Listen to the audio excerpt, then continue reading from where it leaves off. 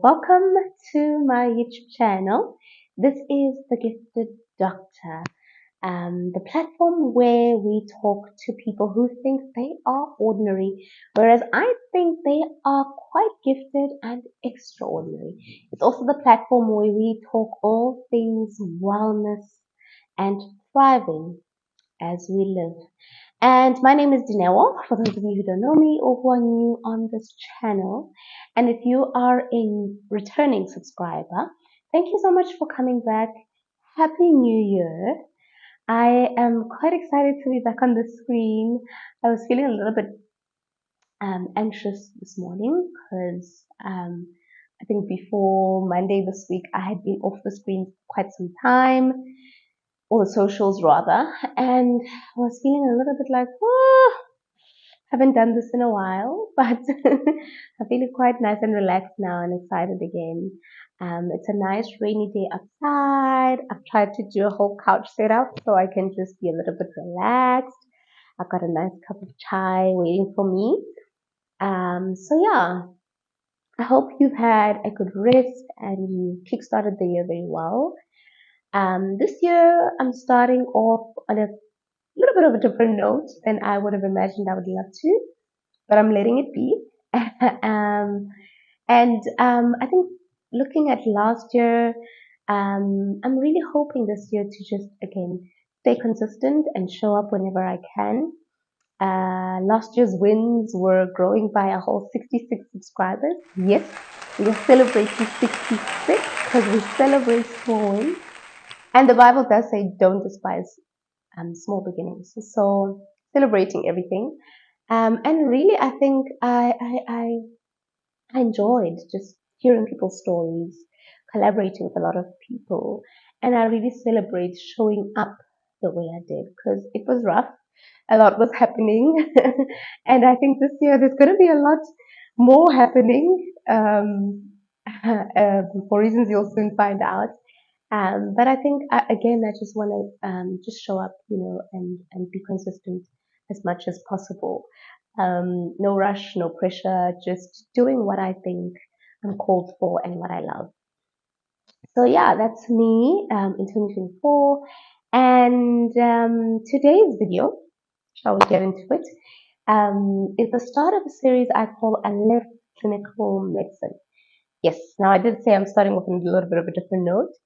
And this one is really inspired by something that was on my heart towards the end of last year, and I really wanted to start and talk about, but I thought, you know what, let me leave it for next year. And I also didn't really have an idea of how I wanted to do it. So I've decided this year that this is going to be the way I kickstart. Wow, the way I kickstart the channel. So yeah, I left clinical medicine. That is the title or the name of the series. I'm looking forward to collaborating with a few of my peers and colleagues who are also doctors who have left the clinical space and pursued other avenues with their medical degrees. And really, it's to open up the eyes of those who feel like they're stuck in the system of medicine that really trains us to say, it's medical school, internship concept, and then you have to specialize and super specialize, etc. And if you don't go that route, there's something wrong with you. So yeah, I think I will start with my own journey and how it started for me. So my journey is quite unique, I think, in the sense that it didn't just happen overnight, or I didn't just decide one day that, you know what, I think I'm done with clinical medicine. I think for me, it started quite a while back, and I'm sharing this story because one of my viewers last year particularly said they'd like me to share the story of how I ended up making this decision, and what the process has been. So that's exactly what this is. So for me, yeah, it's really been a long a long-standing process. Um, so I always knew. I think the minute I started working, um, was the minute I started getting these nudges and sort of this feeling that I could be doing something greater out there. And when I mean by out there was outside of the clinical and hospital setting. I remember that it was in the year that I started working where the vision and the call really for health and wellness in a broader spectrum from medicine was really downloaded on my heart. And I started a blog which was called Gifted to Give Then, which then merged and formed The Gifted Doctor, which then gave birth to Wellness 365. Um, these are all brands and names that you learn about around me. And at the time, the blog was really centered around um, health and wellness and my journey as a Christian after salvation. But I remember that after someone read that blog for the first time, they came back and said to me, you know, I think you found your purpose and your calling. And I remember that as one of the statements that really affirmed that what I was feeling was not just a feeling. It was not just something I was thinking, but it was something that was really a call to something outside of where I was. And I always felt like I was stuck. I always felt like I had to go and be someone else when I was in the clinical setting versus someone else when I'm outside. And, you know, that doesn't mean that I didn't love what I was doing or I was a different person. I just felt like I wasn't expressing every part of who I am, even as a doctor, while in the clinical setting. And so it was a process, and the feeling never ever left me. You know, I always tell people that are close to me that I tell the story that the feeling never left. I carried on, completed internship. After internship, I pursued pediatrics as a community service medical officer because during internship I had fallen in love with pediatrics and the little babies. And a lot of my seniors were saying, "Oh, you're so good, you're natural at this." So I pursued pediatrics, and really I loved it. I enjoyed it.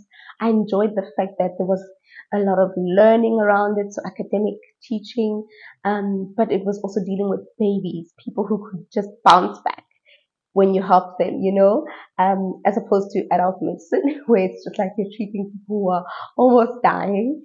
So I really, really enjoyed that, and I loved it, you know, and I really, really um, grew and thrived in it. And I went on to pursue it again as a medical officer for good 2 years, you know. Um, and along the way, you know, people were like, "Oh, you're so good at this, you know, you can specialize, etc." Um, and I think for some time, I tried really to follow that path. I even pursued my diploma in child health.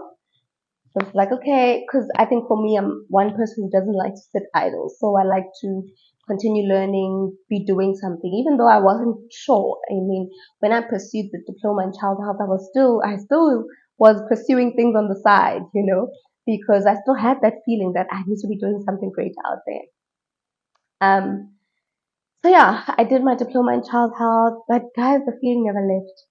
I then continued as a medical officer in pediatrics, but at some point I said, I don't want to specialize. I think I just got to the point of like, you know what, I'm lying to myself. This is not, this is not where I'm supposed to be. This is not the life I want to live. And then when I fell pregnant and I was expecting my firstborn, I think somehow that just made the feeling even worse. Because I thought to myself, okay, I'm going to be doing 24-hour calls. I'm going to be leaving this baby at night with his father and the nanny only for how many hours. I'm going to be coming back exhausted, wanting just to sleep. Um, and for me, when I'm tired, I'm quite cranky. All I want is my sleep because I'm very close with my sleep. So I was just like, but is this worth it though for something that I don't really feel like I should be doing? And Honestly, I was already just more interested in preventative medicine, trying to help people to be healthy, eat well, eat nutritious food, learning about what prevents us from getting these lifestyle diseases, all those kinds of things I was already pursuing on the side. And I just felt like I want to leave the clinical space so that I can pursue this, but I don't want to desert my medical knowledge and all the things I've learned all together.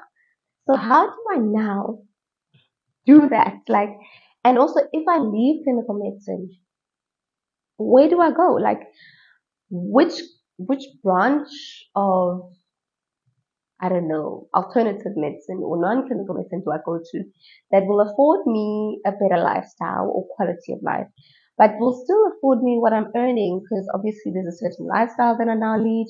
I was willing to some extent to compromise what I was earning. To be honest, I had gotten to the point that like it's okay. I will earn um, less than what I'm earning to just get a better lifestyle and be able to pursue the things that I feel I'm called to. And so that was when my search started for trying to figure out where I'm gonna go, what exactly I'm going to do. And I searched and searched and searched, and the internet was just not helping me, guys. Like, okay, cool. They were telling me about all these alternative careers. Sorry, I'm just checking my notes. They were telling me about all these non-clinical careers, such as a legal advisor. You could work for medical aids. You could work for pharmaceuticals. You could be a medical consultant. You could go into research.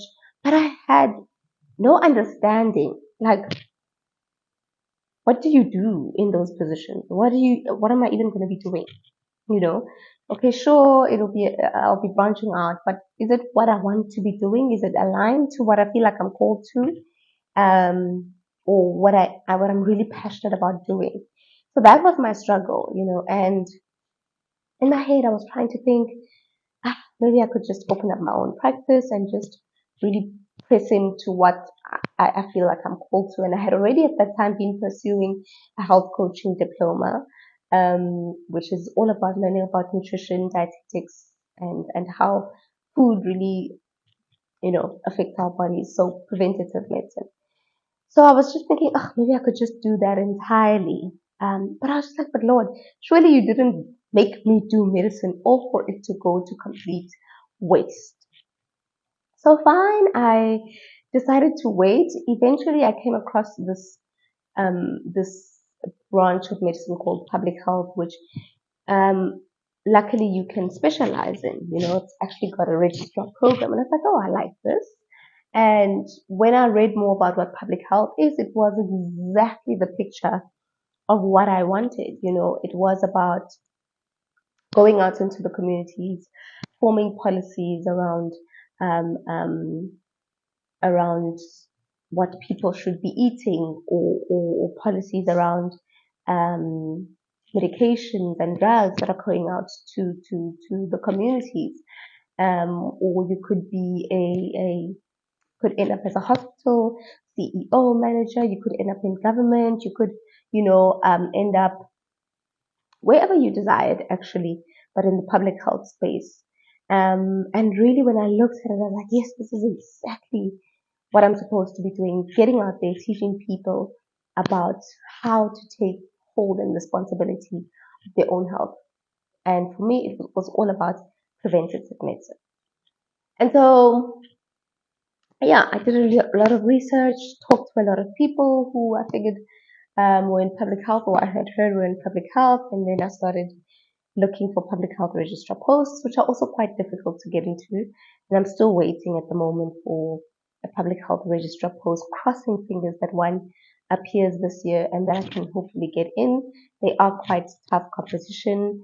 These days, you now need a diploma in public health, which fortunately you can do online. But I haven't pursued yet because I was still busy with my health coaching diploma. So that was my journey. But I think the reason why I'm doing this series and the reason why I wanted to share this story was obviously wanting to share and answer the question of what my journey has been and what my experience has been. But I found that it was so difficult to navigate finding out what are my options. Number two, I had to fight. I had to fight so many undesirable feelings, if I can put it like that. I constantly had this inner battle that I was like, oh my gosh, am I sure this is the right thing? Um, and a, a lot of people around me were like, oh my gosh, so you're going to pursue pediatrics? And then when I'd say no, I've decided I don't want to specialize in pediatrics, I'm like, why not? That's the right thing to do. Or friends, family, even my husband was looking forward to me specializing in pediatrics and becoming a pediatrician. So I had to really had to have an inner conviction that I'm certain that this is not what I want to do. I'm not mistaken. I'm not making a mistake. I'm not going crazy. Um, and the greatest inner battle for me was having to then tell my colleagues who I knew, because I was in a very academic hospital, so I knew the path there was just like, we're training you to be a pediatrician. When are you writing your part ones? You've got your DCH already. We're waiting. That was the like most common question that would come up, and I'd just be like, yeah, next year, next year, next year. It was always next semester, next semester. Whereas I knew that I was just delaying time to figure out what I actually wanted to do. And then also, um, yeah, like I said, fighting the expectations of people of you. And I think, what I learned from that is, if you can just free yourself from the expectations of what people want, desire for you, or expect you to be, or whatever, you'll live such a liberated life. You'll live such a liberated life. And I think purpose demands us to be those kind of people who are brave and are unapologetic about what we feel we are strongly called for, or unapologetic about what we stand for. And that's who I had to be. But the moment I decided to be that person was when the doors started opening. Um, and for me, it's just been affirmation after affirmation that, look, you're on the right path. So yeah, that's me. And if you're watching this today, I really want to encourage you. If you're feeling like the clinical space is not where you want to be, whether that might be because of the stresses of the system, because you're overworked and burnt out, because you feel called to another place, because you just see yourself in a different place altogether, or you just don't want to do it anymore. Whatever your reason is, it's valid. Whatever your reason is, it's valid. And no reason is bigger than another, because for each of us, our reasons are a major reason. And I want to encourage you to really free yourself, liberate yourself from what anyone else might think, any fear that might be residing in you of what others will say or think of you, or how less than they might think of you are because you're not going the typical specializing way. Free yourself of that, and yeah, go for what you feel you need to go for. So where I am now is I'm now with an organization, a non-profit organization called Kiredi, or rather the project is called Kiredi, and the non-profit organization is called DGMT, and they have various projects under them. They are funded by a German company called KfW, and we've been fortunate enough that the project actually has been getting extended over time because of the results that we've been seeing from the project. So it's called Get Ready, and guys, only God knew that this is the job I needed right now in this season of my life, and even just as a whole in terms of where I wanted to be and the kind of job that I wanted to be doing. So at Get Ready, what we do is we run mobile clinics. It's a group of young people, 4 young people. We're targeting young people from the ages of 12 and 34. And basically, these mobile clinics are placed in very rural or isolated areas around KZN, the eThekwini district, um, the Umgungundlovu district in Pietermaritzburg, and Utugela, as well as the KCD district, King Edward district, so Richards Bay that side. And basically, well, not only there, but that's for me, but we're also based in a lot of other provinces: Gauteng, Western Cape, Eastern Cape. Yeah. So that's our organization. We're targeting the youth because we feel like the youth have special needs. They have a special way in which you need to communicate with them. And really, the outcomes we've been seeing from the project have been amazing. And for me, the best part has been really the diversity of the project, in the sense that there's young doctors, quite a number of us. I think there's 3 of us in KZN, another 3 in the Western Cape, 2 in the Eastern Cape, and then in GP we've got 4. Yeah. So quite a number of young doctors who are on the socials. Go and check out our page on Instagram at GetReadySA. We're on Twitter. We're on Facebook. We're on TikTok at GetReadySA. So we're on the socials trying to engage with young people where they are on the socials. We're in the communities trying to engage young people at schools, in the colleges, in the workplaces. And we're also in meetings trying to discuss strategies and ways in which we can reach young people. And obviously, we're also at the mobile clinics offering services that pertain to young people. So contraception or family planning, HIV testing and counseling, any health education around topics that concern young people. Also immunizations. We were initially a lot about COVID vaccination. So that's us. That's Get Ready. And I think for me, it's been amazing. It's been amazing to have a flexible working schedule where sometimes I'm working from home. On some days I'm out at mobile clinics assisting or seeing what's happening, going right, going well, or going wrong. Sometimes I'm in the office, planning events that we're going to attend. And sometimes we're organizing events with the Department of Health. Sometimes I'm doing a health talk at a school for a team. And I've really been able to step on stages that I never imagined I'd be able to step on and have the responsibility and privilege of stepping on. And of course, being on the socials, recording videos for you guys. So it's really been who I am and very expressive of who I am. And I really love that. So yeah, that's where I am now. And that's what a typical life of a Get Ready doctor looks like. Quite different from the clinical setting, but quite incredible. And I've learned a lot just about the public health system, the socioeconomic issues that exist out there. So now we're going to get into what your options are outside of the typical stream of medicine. And I think this is the question a lot of us want the answer to. And I had the privilege and the honor of speaking to, I'll call her a friend now, of speaking to Peter Ann Brown, who's actually the founder of WardWorks. So when she started the Instagram page for WardWorks, I was an ambassador for that so that we could sort of get awareness around it. And so now I've had the opportunity to actually engage her on going into the non-clinical space. And she shared a page with me of a doctor called Dr. Amy Louise. That's her name on Instagram if you want to go search her. She's also in public health. So it's dr.Amy Louise, one word. And she shared really a nice summary that I think I've only added to a little bit in terms of your options outside of the clinical space of medicine.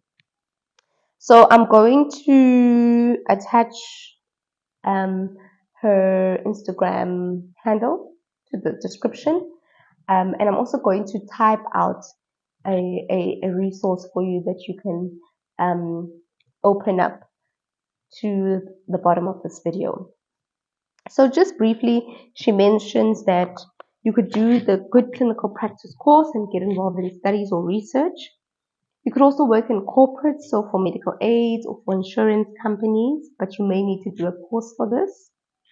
Then I've gone a little bit astray to her template, and I've said that you could also go via a non-patient centered path of medicine, so pathology or virology. I have friends who are in both those streams. Then you could also go and do an MBA, so you could hopefully in the future go into business, right?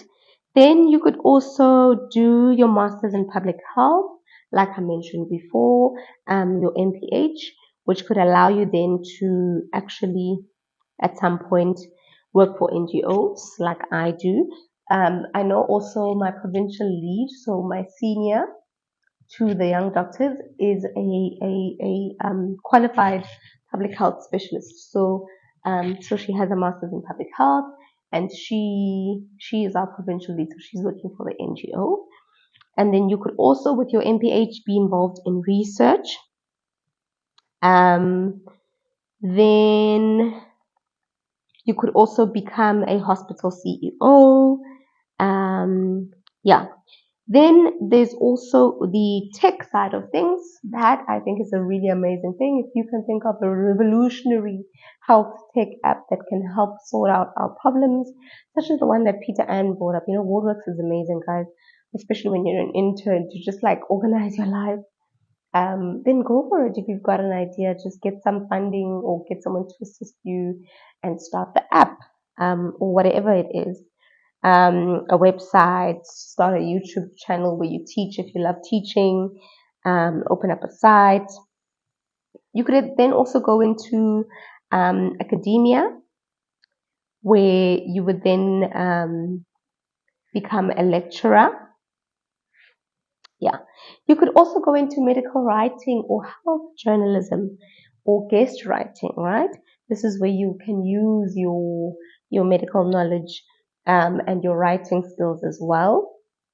Apparently, that is quite a competitive space, but there are opportunities. I know those opportunities often pop up on my LinkedIn because I once wrote that I love writing, so medical writing often comes up. Then you could also go into medical photography. Yep, that's also a thing. So obviously, some sites or studies or whatever they need photos. Then you could also go into being a medical sales rep. I know in the hospitals, a lot of medical sales rep come with their products and equipment and whatever. You could also go into medical legal advising, which I don't know exactly what you do, or a medical consultant, medical legal consultant. And then you could also become a course trainer. So very recently, one of the guys who did our BLS for the period doctors is actually a guy who's a doctor, and he pursued emergency medicine and then eventually the BLS training courses, ATLS, etc., because he was very passionate about saving lives under emergency circumstances. So I think there's a lot, and this list isn't exhaustive. Just that I can't think of any more off the top of my head, but I think the list isn't exhaustive, and really I'd say one, follow your gut, follow your heart, follow that thing that you know is your passion. Number two, search for it. Really take your time to search. I had to speak to quite a number of people before I actually came across the fact that it's public health that I love, because I was trying to figure out, okay, maybe let me just do the whole wellness thing and leave the whole medicine thing out completely. But in searching and searching and searching and speaking to more people and not giving up, I found the thing eventually that can help me bring the two together.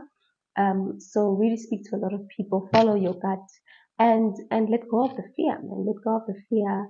And I think don't be afraid to how can I say this? Don't let money stand in the way of you pursuing something that you think will actually be where you need to be. Because trust me, if you're just following something where you're gifted, you're talented in, you're definitely gonna get to the place where it will provide for you some way or another. And that's what we're about on this channel, pursuing and following your gifts, your God-given gifts and abilities. They always find a way to make room for you. So yeah, that's what I can say. And I hope that this video has been helpful for you. I have been talking for so long. I even haven't drank my chai. But yeah, that's my journey of leaving clinical medicine. And if you're one of those who's wanting to leave clinical medicine, please feel free to reach out to me on my Instagram. You can DM me.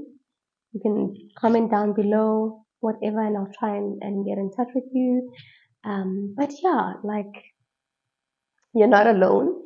And I think a lot more people are now wanting to do the same. So yeah, I hope in the next few videos you can hear some experiences and stories of other people who've done the same and be encouraged that you too can make it work for yourself. That's it from me. If there's anything you would like me to add or answer more that I haven't answered on this video, feel free to drop a comment down below. Let me know how the video was. I hope you weren't bored. I hope you were informed.